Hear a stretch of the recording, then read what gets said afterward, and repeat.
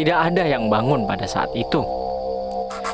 Aku mendengar, aku terkejut dan meronta. Jadi aku ngadep ke sana dan segelomboran orang yang berpakaian putih itu membelakangiku ke arah sana, lalu menghilang ke tabir jendela. Tiba-tiba dia menjerit ketakutan. "Ah, jangan mandikan saya!" Pekik Mang Pardiman ketika ayah sudah mulai menyiram tubuhnya dengan air yang diberikan oleh Pak Sugeng tadi. Halo semuanya, Assalamualaikum warahmatullahi wabarakatuh. Selamat malam. Kali ini saya akan menceritakan sebuah cerita horor mistis yang terjadi pada bulan Ramadan. Dan langsung saja, seperti apa kisahnya. Sebuah rumah besar yang terbuat dari kayu tampak berdiri kokoh di tengah desa Semuntul. Rumah itu tidak beda dengan rumah-rumah lainnya yang ada di situ, yang terletak persis di tepi sungai Musi tersebut. Masyarakatnya yang sebagian besar mengandalkan hidup dari bertani dan juga nelayan, yakni nelayan sungai, hanya mampu menyediakan kayu dan papan sebagai bahan untuk membangun rumah. Maklumlah, di sana hutan dan kayu-kayu liar masih teramat luas, bahkan sebagian tidak terjamah oleh manusia, sehingga mereka selalu bergotong royong membangun rumah-rumah penduduk dari hasil pengolahan kayu yang ada di situ. Dan peristiwa ini terjadi malam itu. Suasana rumah kami tampak senyap dan sepi, padahal waktu telah menunjukkan pukul 2 malam menjelang sahur. Biasanya ibuku sudah sibuk di dapur memasak untuk keperluan sahur. Namun karena ibuku sedang berada di luar kota, jadi tidak ada yang bangun pada saat itu. Mungkin ibuku sedang bersenang-senang di sana dengan saudara-saudaraku yang bersekolah di sana tentunya. Ibu memang rutin mengunjungi mereka setiap bulan, sekalian memberi uang belanja bulanan buat mereka gitu. Sedangkan aku masih sekolah di kampung, karena usiaku sendiri pada saat itu baru 7 tahun. Tapi aku sudah duduk di bangku SD, yakni kelas 3. Dan malam itu hanya aku dan ayahku yang menghuni rumah tua tersebut.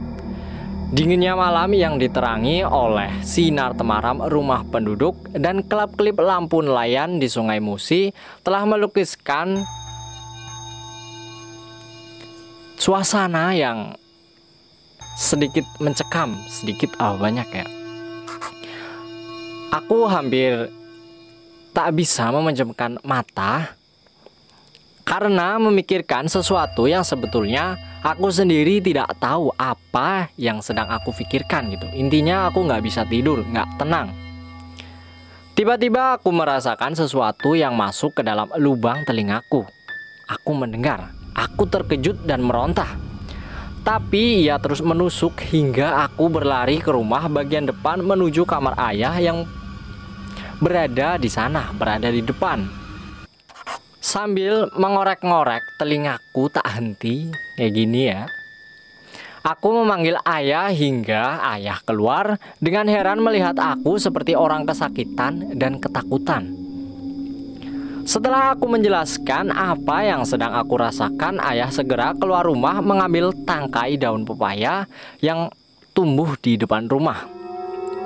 Lalu ia membakar tangkai daun tersebut dan meniupkan ke telingaku. Sesuatu yang berada di situ perlahan menghilang dan akhirnya aku sudah tidak merasakan apa-apa lagi.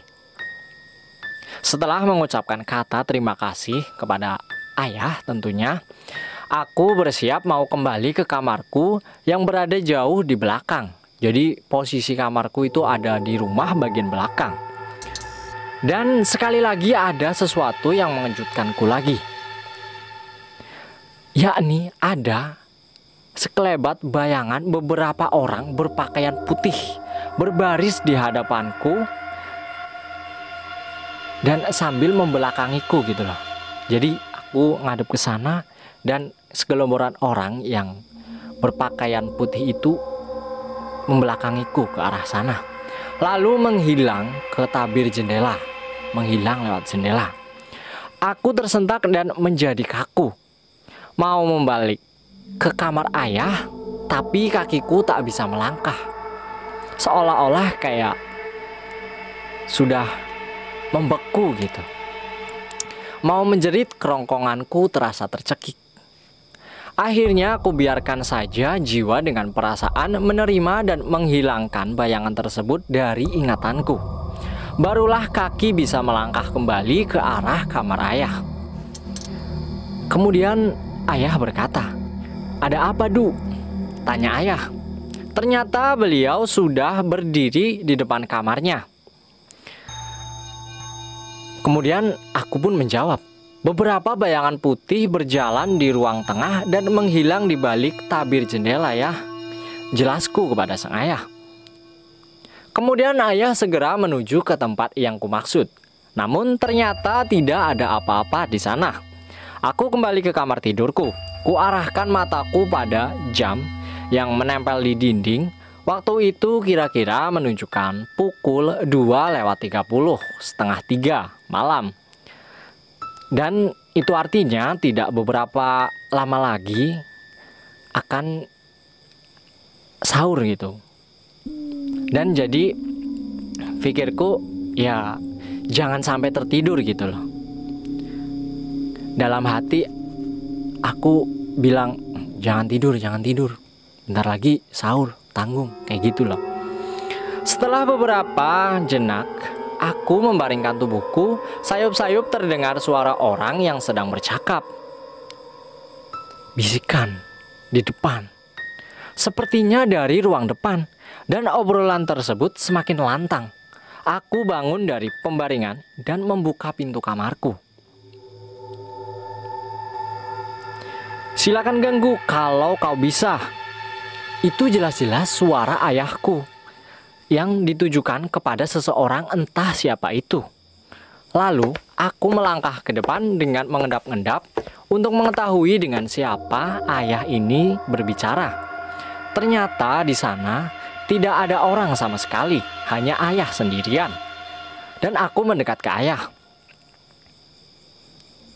"Ngomong sama siapa ya?" tanyaku kepada ayah.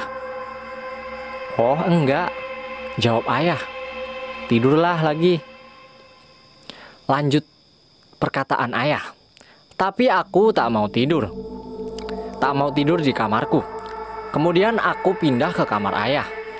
Karena aku merasakan udara yang tidak bersahabat di situ. Mendadak bulu kuduk merinding, berdiri tegak dengan tajamnya. Sekutur tubuh mulai terasa dingin. Aura menakutkan seolah-olah sedang mengitari diriku. Akhirnya ayah membiarkan aku tidur di kamarnya.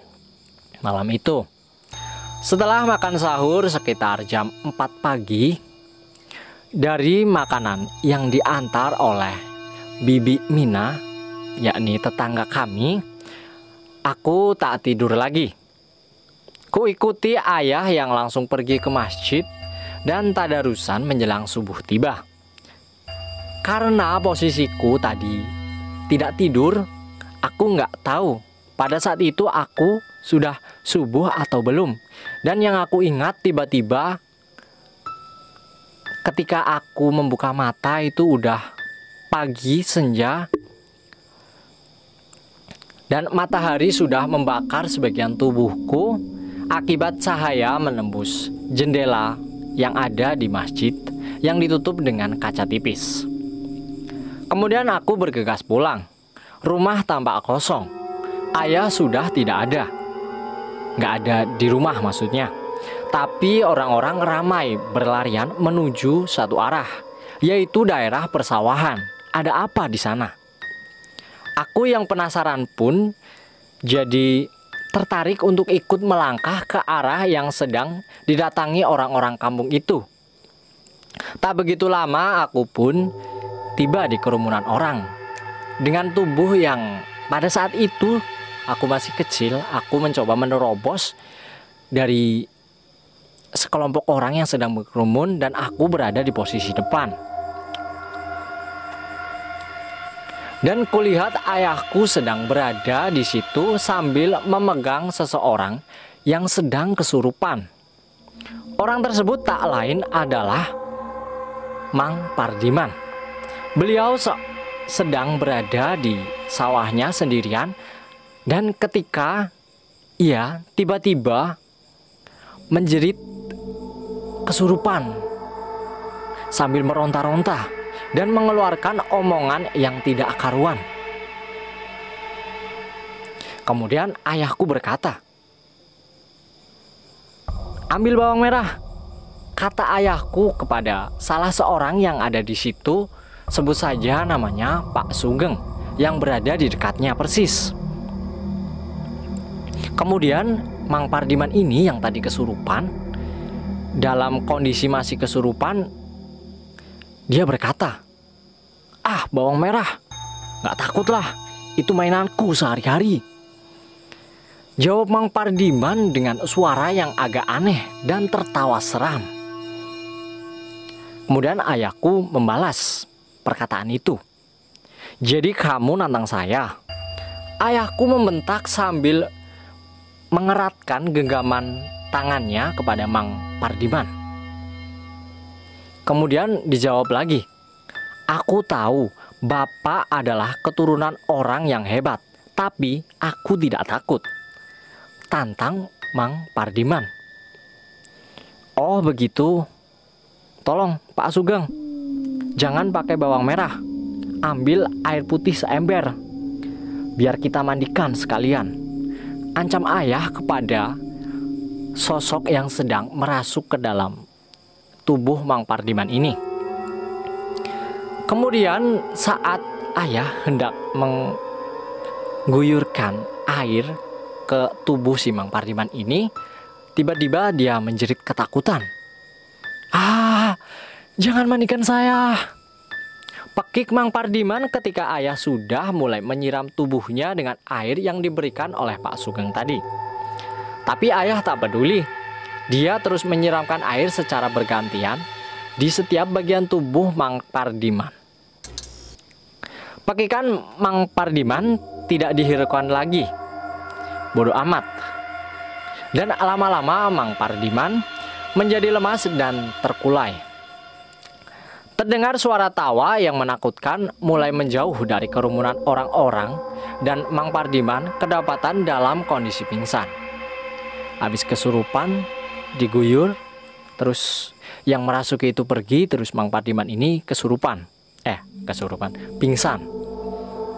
Kemudian ayah menyuruh beberapa orang yang ada di sana untuk Mang Pardiman ini segera dibawa ke rumah. "Bawa ke rumah," kata ayah. Entah ditujukan kepada siapa permintaan tersebut, tapi yang jelas orang-orang yang sedang berkerumun di situ langsung kompak mengantar tubuh Mang Pardiman ke kediamannya, ke rumah Mang Pardiman. Kemudian ayah kembali menambahkan peristiwa yang telah terjadi. Sebenarnya ini ada apa? "Rombongan setan itu semalam datang bersembilan," kata ayah. "Mereka sudah membentuk kelompok dan akan terus mencari anggota-anggota baru untuk bergabung bersama mereka. Ketuanya ya si Haji Mamat yang meninggal sekitar setahun yang lalu ketika kedapatan kepergok ia sedang menyelingkuhi istri orang. Lalu ia kan mati dikeroyok massa. Lantas ada juga perempuan yang bernama Moya, meninggal karena santet akibat terlalu sering menyakiti hati orang lain. Dan yang lain-lainnya adalah orang-orang yang meninggal dalam kondisi tidak baik. Sehingga mereka semua bergabung dengan kelompok Haji Mamat tersebut sebagai ketuanya. Sekarang mereka sedang mencari mangsa terus untuk bergabung dengan kelompok mereka. Dan ini nih, untungnya Mang Pardiman cepat diketahui oleh warga. Kalau tidak, mungkin ini sudah menjadi peristiwa peregangan nyawa kembali. Jelas ayah lagi. Kemudian salah seorang dari orang-orang yang sedang berkerumun di situ bertanya, lalu kenapa Mang Pardiman yang diganggu? Kemudian ayah menjawab, karena Mang Pardimanlah yang paling berkemungkinan untuk bisa diganggu. Aneh kan? Emangnya kenapa? Tanya lagi nih warga. Lihat aja ibadahnya Mang Pardiman. Apa pernah dia ke masjid? Apa pernah melihat dia membasuh tubuhnya dengan air wudhu? Maghrib pun dia masih di sawah. Apalagi ibadah yang lain. Tadi aja si Mang Pardiman ini dia nggak puasa.